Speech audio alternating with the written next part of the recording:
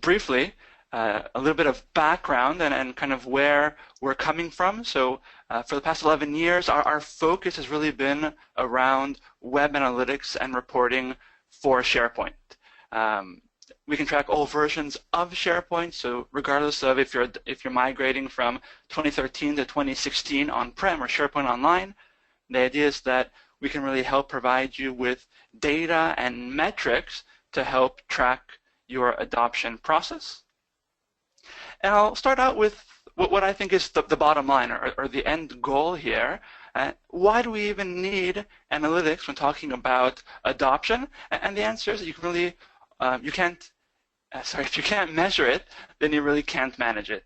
In other words, our customers and the folks that we work with, they spend a lot of time and efforts and budgets deploying SharePoint, and I'm sure you all know what I'm talking about. There's a lot of planning that's involved. Obviously, SharePoint isn't the cheapest product around, and you're spending probably a lot of time migrating. If you're talking about moving to a new platform, that can be a challenging process as well. So if you spent a lot of effort, you spent a lot of money, you've migrated, and now the question is, what's going on here?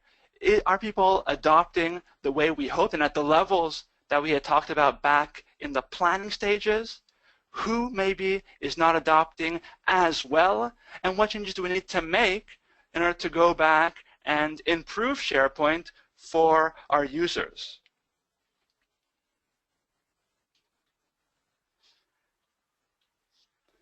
And then when talking about being able to measure in order to manage, here are some of the questions that we really need help answering.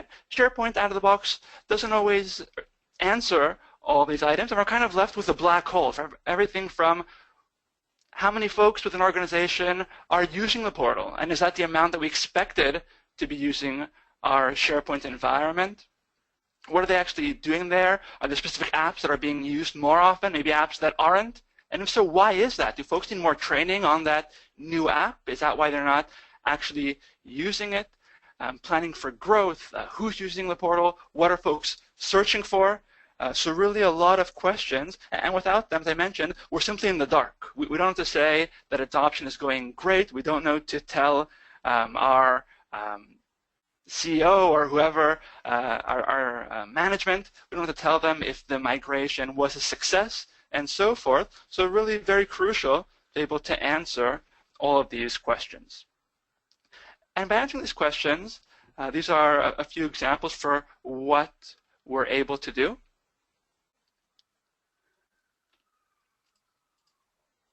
I'll grab a highlighter quickly. So for example, I think one of the key areas is being able to identify user challenges. At the end of the day, and I know Jill talked about this throughout the slide, one of the big problems with adoption is folks that aren't successful and maybe don't want to migrate or don't want to use a new technology. But if we can identify and understand what's blocking them, is it a specific app, is it a specific site that we didn't build in a user-friendly way, that's how we're able to deal with these items and take action to make sure we can go back and improve, to also improve adoption. Things like usability. So I mentioned if we didn't design the site in a way that makes it friendly for users to use. And finally, things like productivity. I think easy to say that if we make our employees more productive, if they can do the same task in less time, that's definitely going to push people towards using that new technology, and they'll really be happy to adopt to that technology as well.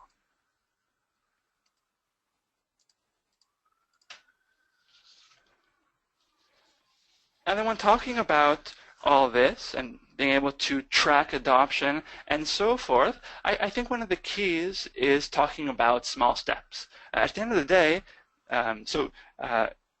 Jill talked about continual improvement, which I think ties into this very, very well. Even once we've migrated and once we've taught our users how to use a new platform, there's still incremental growth and adoption that needs to occur, and that's all done by taking small steps. For example, there's so many features within SharePoint where we're talking about basic things like sharing content as opposed to emailing it, but then things can get much more in-depth from different social interactions, things like discussion boards and so forth. We can't expect our users from day one to use all the features that we've provided them with. So another key area to think about as you're migrating and as you are managing and monitoring your migration and the adoption after such a migration is to constantly remember that you need to kind of slice and dice all of the data to these different capabilities. So you might want to see at first just collaboration or sharing of content, what we might call the more basic activities within SharePoint. And then once you see adoption there is to your satisfaction, we can move on to things like more social discussions, question and answer boards, and things of that sort. So we're going to always talk about those small steps to slowly or continually improve adoption. From there, let's hop into a short demonstration. We'll make this brief to make sure that we have time to get to any questions you might have. And I'll show you a few examples for how we can really track adoption. And so as I said, there's really two things that I'm going to emphasize as I switch screens. The first is the ability to measure what's going on in SharePoint to help you manage it and really manage the adoption or show that it's improving. And second, and it's just as important, is what we call actionable metrics. At the end of the day, when you're looking at data, if that doesn't let you take action right away, well, then that data is useless. I mean, no one cares about pretty charts and tables, although I hope you do like our charts and tables, but no one cares about that. People care about how these charts and tables can be leveraged to go back and improve SharePoint, go back and measure adoption with the end goal of making SharePoint better for our users. So you should be able to see my demo environment, and I'm going to jump right in here. Let's go into the report center. And what I'd like to do is build a dashboard with you from scratch to show you how easy it is, but also how powerful it is to build some of these dashboards. I'm going to be able to manage and track adoption. Let's build a new report here together. Let's give us a name quickly. And then what we'll receive is a blank report in edit mode. And it's super easy for us to drag and drop metrics onto our dashboard. I'll just click on any one of these grids. So talking about adoption, I'm going to focus today within the visitors category of analytics. There's lots more here like page views and search and so forth. But let's jump into visitors, again, just to focus around adoption. And one of the easiest metrics to help us take action, that's really our goal, is going to be down here under inactive users. So very simple. Who are the folks who rarely or don't use SharePoint at all? Once you know who these folks are, now you can take action. You can go to them and ask them, why aren't you using the portal? And if they don't know how to, well then, very easy. Let's take them all, put them in a training session, and in that way, improve our adoption rate. So the first metric here to help us manage is going to be our inactive users. Let's add another metric here quickly. We'll go back to visitors.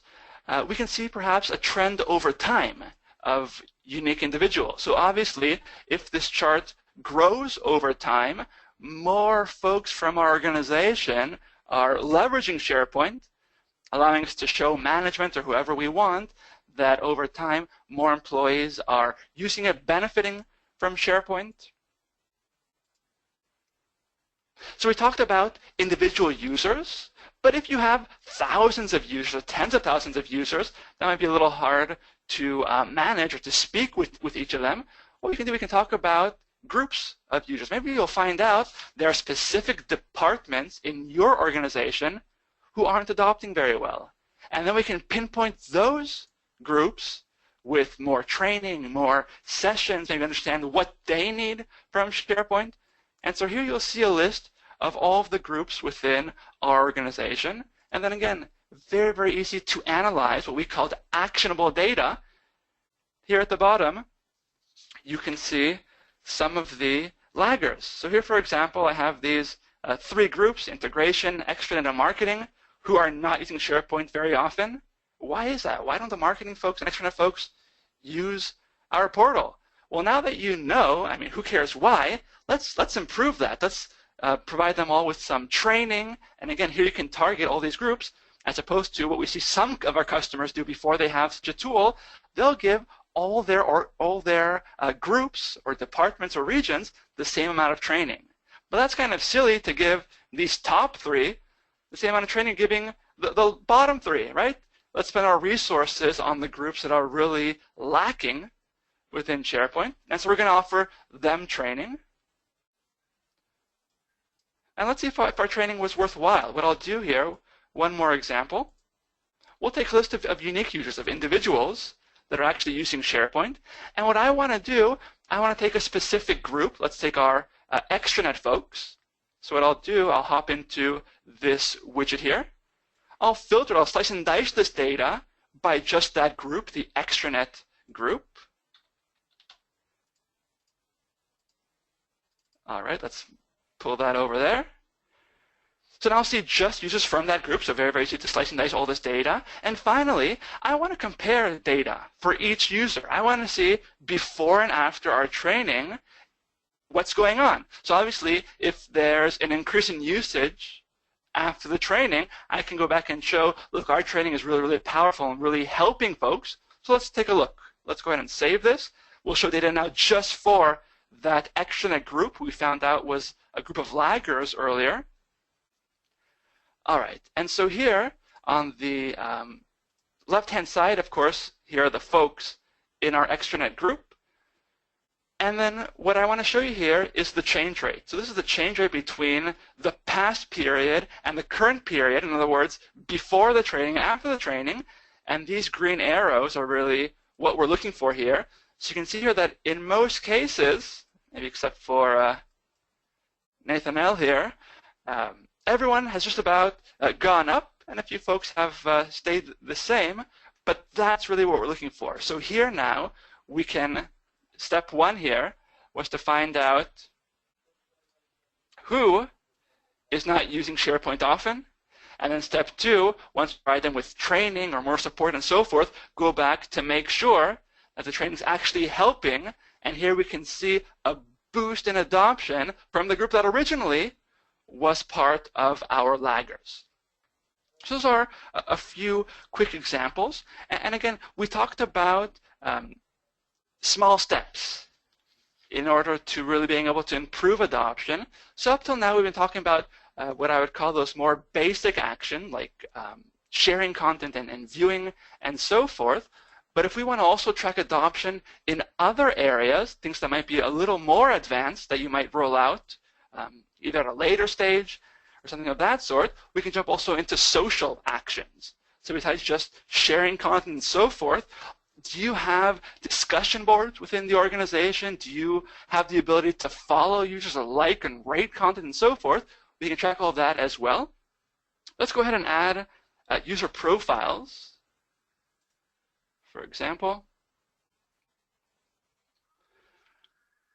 All right, and so again, here we can see a list of our users, find out who is adopting more, but then also see some of their more advanced features here. So besides just views and visits that we saw up till now that are more basic, who are the users that are posting the most or commenting the most? And then again, we can easily flip that around to show us who are the folks with no comments. Maybe they don't know how to use these more advanced features within SharePoint. All right, and then let's add one more metric here quickly. Let's talk about depth of visit. So here we actually have a few metrics that are great ways to indicate as a whole the health of adoption, everything from loyalty to length and depth of visit. Let's focus on that one. Here we can see under depth of visit that in our case, in our environment, the depth is pretty shallow, I would say, because what you can see is most of our users, about over half of them, when they open up SharePoint, they're only opening one page, maybe just the home page or just a page that they're using at the time.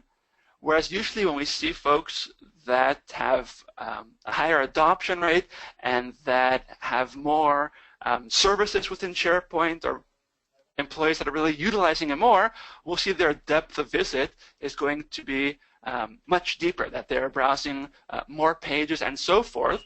So just another great indicator to help you show the health of your current adoption. But again, what we want to constantly do is go back to these green arrows here and show that over time, is this increasing? If so, that's really our goal. All right, I'll show you one more item here before we conclude the demo, get to questions. Let's go ahead and generate this. And another really, really important piece here is maybe that we can get this adoption information to the right people, right? Because even if we have beautiful charts and they're super actionable and they let us easily go back and make improvements for SharePoint, if this data isn't being accessed by our site owners or administrators, then it doesn't really help us out here. And so finally, you can very, very easily share all this data with your colleagues, everything from creating a distribution list. So again, you can create 100 dashboards here for 100 different site owners and have Carlo send it out automatically to each site owner, so he and she can see the adoption of their department or their site, for example. Of course, you can choose how you want to send it, as a report, a PDF, CSV, and so forth. Or, and a really neat way to share the data is as a web part. So you can actually have a adoption metrics page on each site. On that page, you'll have a web part that will show all this data. And of course, that web part is dynamic, so every day when you browse to the page, you'll see updated data. Who are my top users today? Who are my inactive users? And we said just as important, or maybe more important, to help them adopt better. Who are the top groups, and so forth. So that's a very quick introduction to some of the metrics that we can provide around SharePoint, with, again, the end goal of taking action to really be able to constantly measure and take action to improve adoption. Well, thank you, Joran. That was a very in-depth tour through some of the capabilities of Cardiolog and just kind of further extending the conversation around adoption and measuring and ways to approach it. So the first question I actually have for you is from one of the folks in the audience. Are there ways that we can capture metrics by user location and business unit? Yeah, absolutely. And if we have time briefly, I can jump back in here. It'll take a moment. But the answer is yes, we can definitely do so. Let's add another metric here. Again, this is all super easy to do. Just click on any grid there. Let's take user categories, for example. So I'll show both a region or a department, whatever you'd like. We'll go to advanced. So for example, region, let's save that. All right, and here we have, again, you can see the laggers based on region in this case. Or if you want to see your departments, same thing. Very, very easy to do. Jump back here, go to departments. All right, and for some reason our support team might need a little more support to get it up and running. Maybe one more example briefly. You can show this any way you want to visualize it, a chart, a table, or in this case, a map overlay as well. So definitely many ways to show the data. And to answer the question, yes, you can view it as a, or view data based on region, department, and all of that great stuff. And is all that data pretty much just coming in through the user profile? So it can be from any data source. It's either from user profiles, from AD, any custom database you might have, and if it's a public-facing site, we can use IP address as well. But definitely SharePoint profiles is available. Great. Okay. So another question is around the concept that you mentioned around slicing and dicing info for rollout, and taking small steps as far as measuring your adoption. Do you have recommendations as to where folks should start if they're starting to measure a new rollout?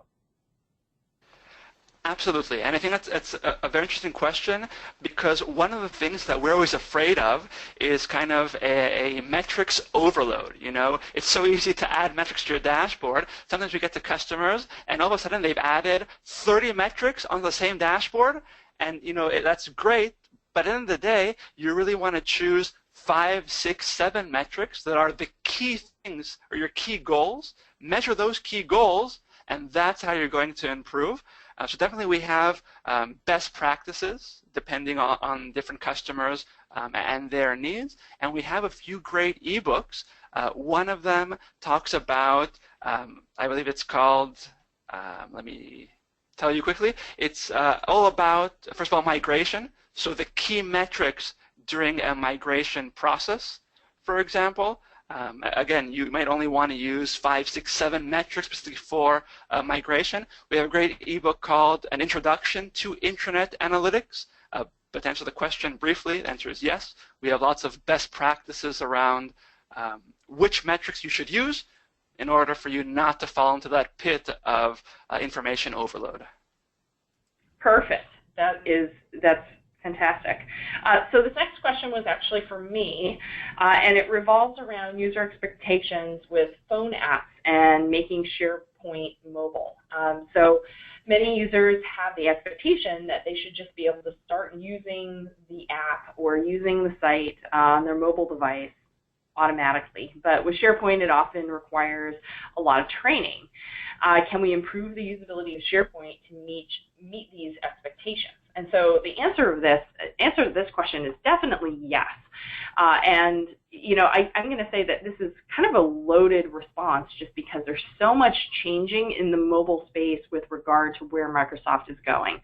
So for anyone who in our audience who had the opportunity to listen to the Future of SharePoint webcast by Microsoft, you'll have heard that a new SharePoint app is coming out, and that will probably be coming out in the next probably 3 to 4 months, particularly with Office 365, but I think also with Office 2016. And you know, I can't really speak to the usability and the heuristics and the plug and play of this app just yet because I haven't been able to get my hands on it. But if you look at the overall Office 365 ecosystem, you'll find that there are apps pretty much out there all over the place that have a fairly simplistic user interaction structure. So a lot of that material is already available, which is really exciting to know that out of the box you can get a lot of these pieces. But another piece is that you can also make SharePoint responsive, and you can make it a lot more easy and mobile to use. So you can make the site available through a web browser on your mobile device in the aspect ratio, and your design of the site can be very consumable through that aspect ratio. So we can manipulate the design to be a lot more intuitive, to respond to what type of information your users need and are looking for when they go to SharePoint and what they need to find while they're on their mobile device. So there are a lot of different ways you can go. Obviously, you can go custom, but there are some options out of the box for that mobile use case. And so, Yaron, there is another question for you, and it has to do with how are you capturing metrics in Cardiolog? Are you using a script in the master page? So just a question on how Cardiolog works. Sure. So we do use JavaScript tagging technology in order to collect the data. We try not to get into things that seem a little messy sometimes, like modifying master pages, because if you have a few of those, you might forget one and then we are in trouble. So because it was built for SharePoint, we can add it through the farm level, so all your content will be tagged. Beyond that, we also have an ISLog import tool to see historic data, and also an HTTP module. So there are a few mechanisms we use to collect data, but I would say the main one is JavaScript technology. Great. Okay. And another question for you. You had mentioned previously that these metrics and analytics are available in SharePoint 2007. I would assume that only an administrator can access these, but would they be as easy to manipulate as how you've been demoing to us for the other successive versions of SharePoint? Sure. So what I showed in the demo, that is the same UI that you will receive regardless of which version of SharePoint you're using. Doesn't matter if it's 2007, 2013, 2016, SharePoint Online, and even Yammer. It's the same product to track all those tools. And more than that, all the features I showed are going to be identical for all versions of SharePoint, no matter if it's on-prem or in the cloud. So even if you use this tool in 2007, you'll get all the reports. And even if you migrate and you're used to your reports, you'll still have those when you migrate to 2013 or whatever you're migrating to. Great. Okay. And then we'll cap it off here with one last question around where the data is stored for Cardiolog. If it's stored on-premises for on-premises users or where it's stored for Office 365 users. Sure. So there are two versions of the product. One is on-prem, and that on-prem obviously would be deployed on-prem on the customer servers, and that on-prem deployment can track your SharePoint on-prem environment, your SharePoint Online environment, and your Yammer environment. So just because it's deployed on-prem, it's not limited to just tracking your on-prem farms. And the second version is a SaaS model where we host the product for you, and a test model, same thing, can track your SharePoint on-prem farm, your SharePoint Online tenant, and your Yammer environment. So both options, on-prem or online, to track whatever you'd like. All right, fantastic. Well, thank you, Yaron. This has been a really great conversation this afternoon, and I really appreciate you spending some time with us and sharing Cardiolog with me and the rest of our attendees today. Yeah, so just what you're seeing on the screen is just a shout out for some next steps if you are interested in taking advantage of a free intranet usability assessment. You can leverage this contact us information. We also have a tip sheet on improving intranet user adoption across your organization that you can see in the link in this screen here.